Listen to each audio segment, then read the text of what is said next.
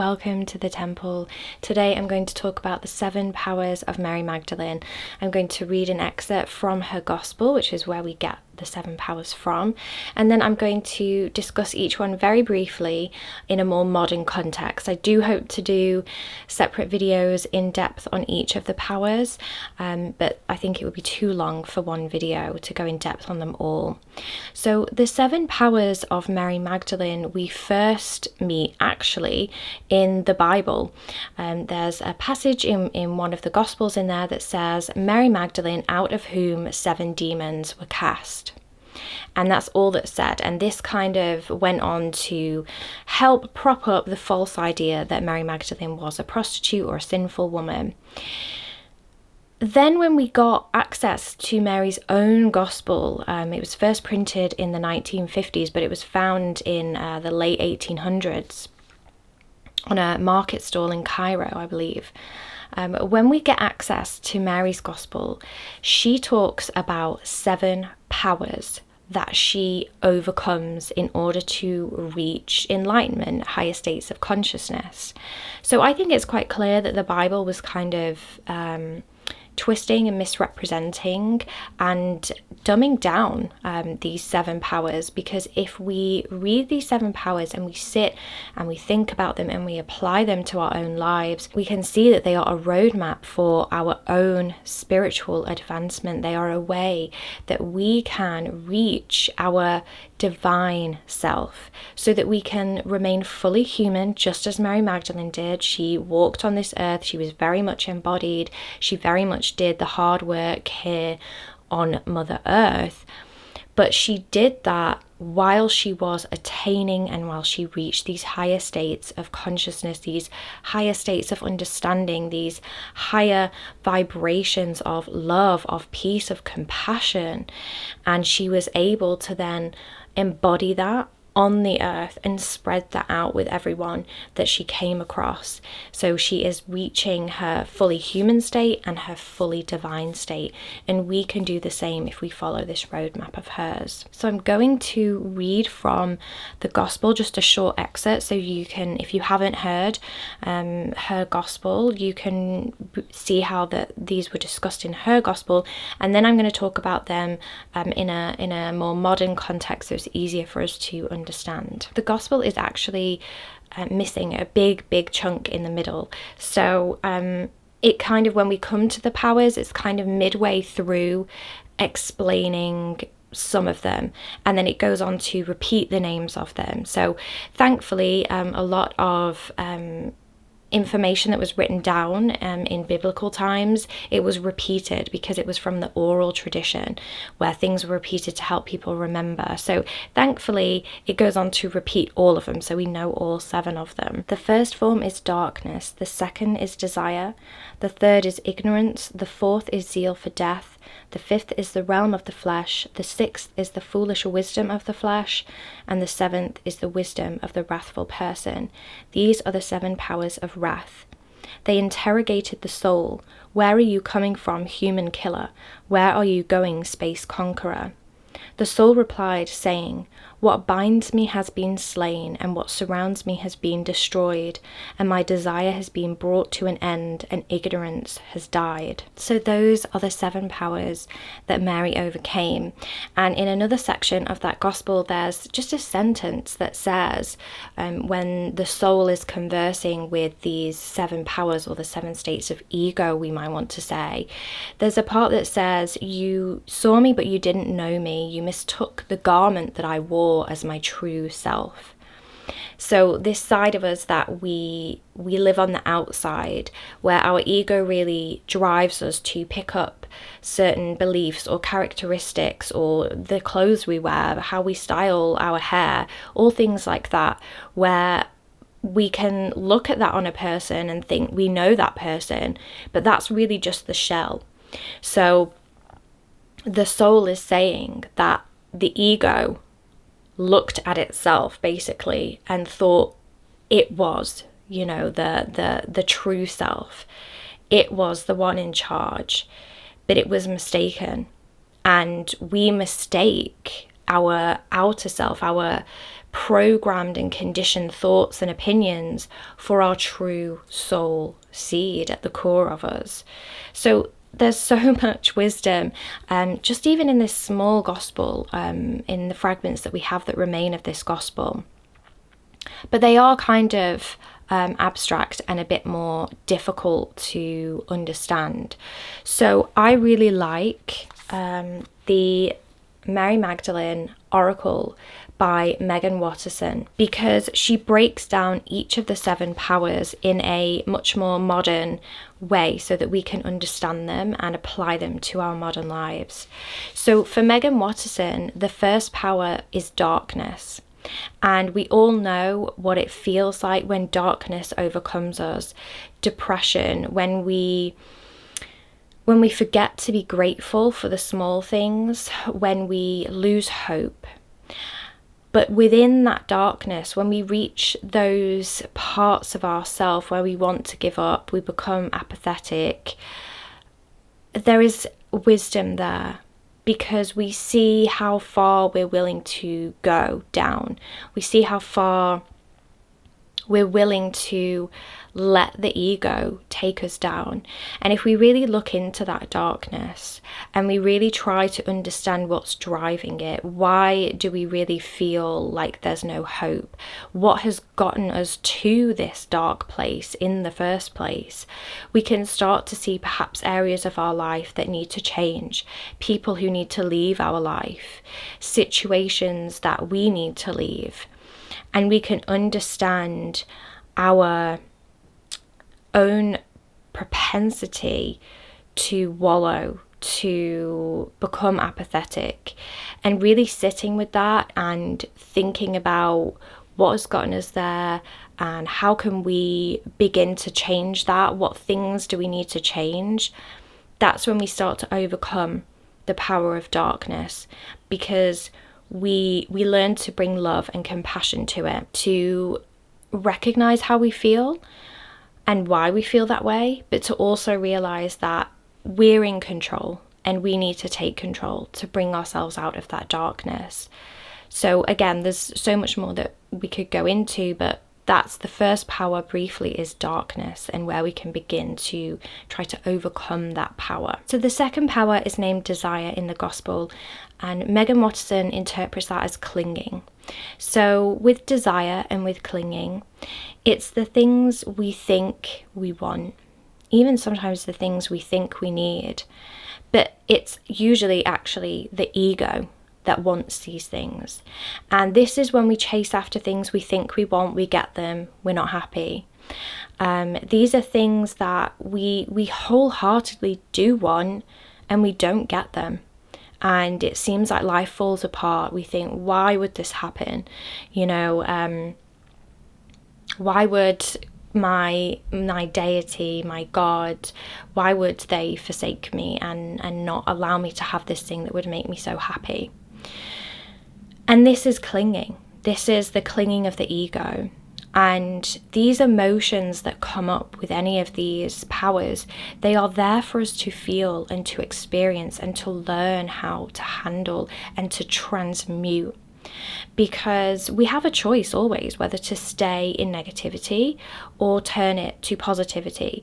And that's not the toxic positivity that I'm talking about, pretending that everything's okay, but it's being driven to take action, to try to change things, to make them positive, while still acknowledging that, currently things might not be great, but you have to take responsibility when these things don't work out, or when something is negative. We have to try to change them to a positive.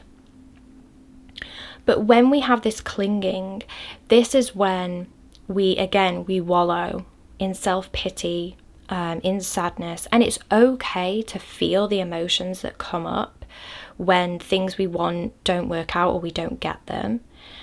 But it's about, again, overcoming that power and not just sitting in self-pity, not clinging to the thing we thought we want and we didn't get. Or in the first place, re-examining, why do I think I want that thing?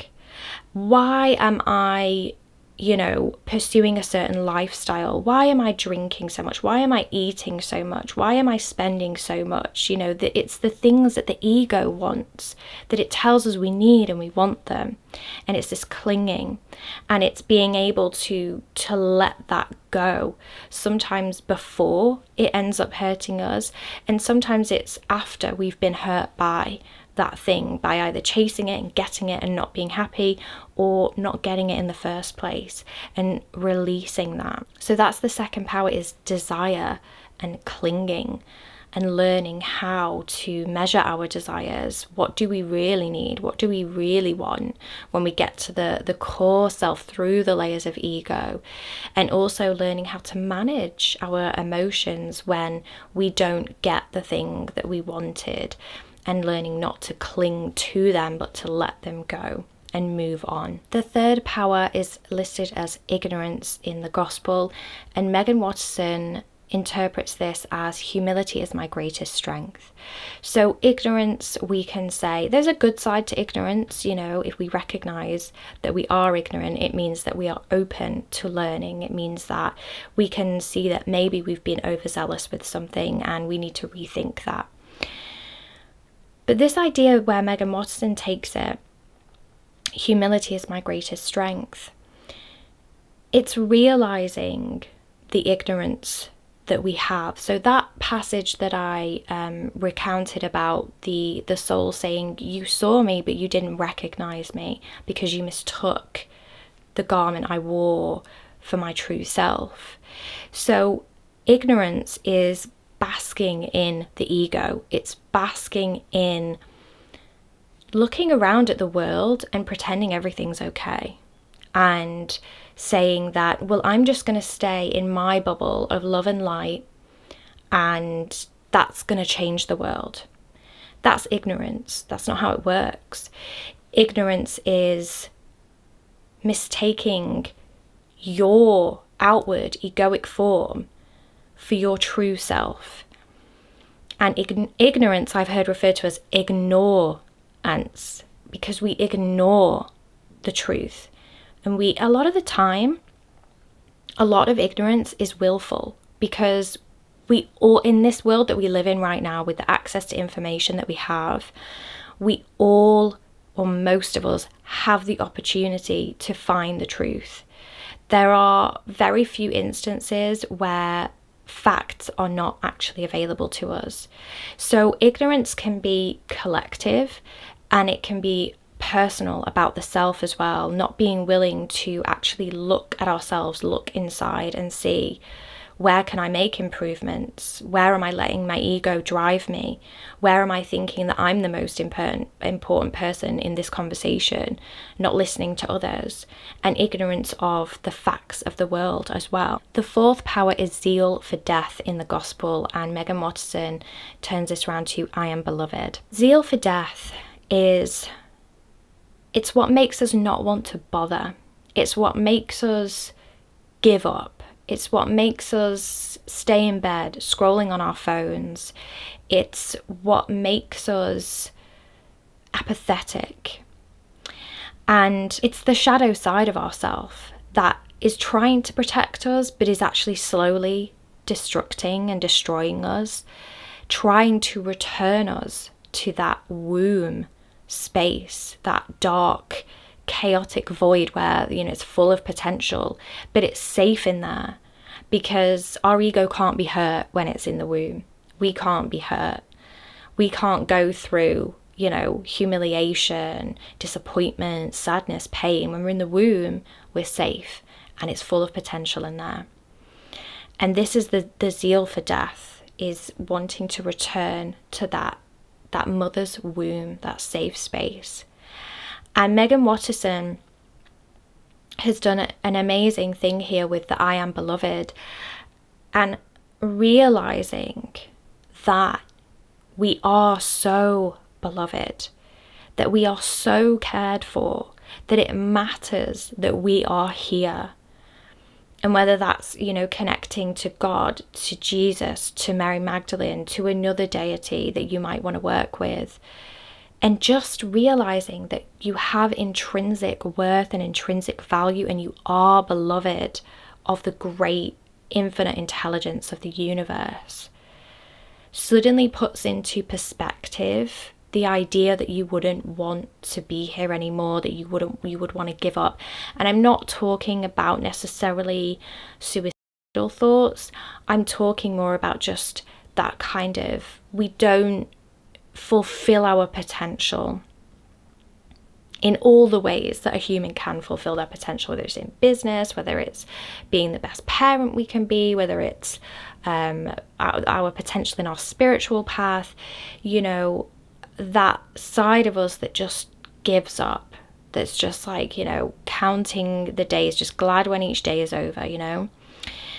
And this idea of embracing that we are a beloved, that is how we overcome that zeal for death, that drive. And it's not a conscious like, woo, can't wait to not be here anymore. It's not like that. It's just that apathetic counting down the days, not making the most of our lives. That's what that is. And realizing just how beloved we are and how important we are, not in a grandiose, egoic way, but to the fabric of life, how important everybody is, including ourselves. The fifth power in Mary Magdalene's oracle is referred to as the realm of the flesh, and Megan Watterson turns that into I am a body, I am a soul. So the realm of the flesh, and this is one that's been really misinterpreted by the church, because they would say, you know, it's fleshly desires, right? But really what it is getting lost in the very human physical part of ourself and forgetting our divine self. So the realm of the flesh, when you go shopping and you're hungry, you're more likely to buy things that aren't as good for you or give you a quick kick. Or if you're kind of rushing and you're hungry, you'll pick up a snack, and it's probably not going to be the healthiest snack a lot of the time, because we're just giving in to that impulse of the body of like, I'm hungry, I need to eat something, so I'm going to eat a Snickers or whatever it is, right? And we can do that with a lot of things when we have an addiction. When our body maybe, you know, it aches a little bit and we can't really be bothered to go for a walk or to do some yoga because we're like, oh, I'm so comfortable, or I'm a bit achy, I don't really want to. And it's getting lost in the human side. And you can flip this as well. You know, there are some people who are really, really like ultra, you know, spiritual, and they neglect the parts of their life. They neglect the human part of themselves, you know, to walk the earth, to touch Mother Earth, to converse with other human beings. So it can go both ways. But the realm of the flesh, if we give over to that too much, that's where we start to kind of have maybe excess, and we're giving into the whims of the body, and we're not remembering to have that balance between fully human and fully divine. When we're working with overcoming the power of the realm of the flesh, is to remember to be balanced in what we do, to listen to our bodies. There's great wisdom in our bodies, but learn the difference between this is a kind of impulse or an egoic one of my body, and it's not really aligned with the balance of fully human, fully divine. And we can ask ourselves, Megan Watterson has a good thing in her book to say, what reminds me that I am a soul? You know, so maybe going out listening to bird song, maybe spending time with animals, sitting at an altar, praying, meditating, you know, to balance and remind us that we are a soul and we are a beloved. And if we are beloved, how do we want our beloveds to treat themselves? We want them to treat themselves well, right? Well, we're a beloved too, and someone wants us to treat ourselves well and our bodies well as well. The sixth power is called the foolish wisdom of the flesh in Mary's Gospel, and in Megan Watterson's book she calls it the body never lies. So this is when we really ignore the wisdom that our body does have, and we allow those more impulsive, egoically driven, survival mechanism driven cues from the body to overtake us. And we mistake that for our body telling us like, oh, well, I'm hungry, so I need like a sugary snack to get through this, or I'm lonely, so I need to connect with someone sexually that maybe, you know, isn't the best for me, etc.